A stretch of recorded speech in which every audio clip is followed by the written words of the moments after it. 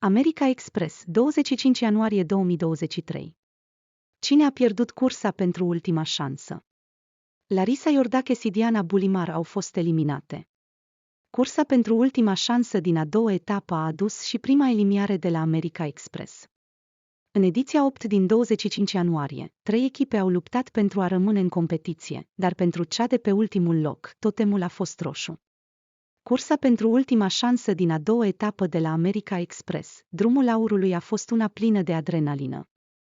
Jean și Dinu, Ovidiu și Joaquin și Larisa și Diana au trecut prin toate stările și emoțiile pentru a rămâne în competiție. Concurenții și-au depășit limitele și s-au luptat în ringul de luha libre, toate acestea pentru a nu ajunge pe ultimul loc la Irina Fodor.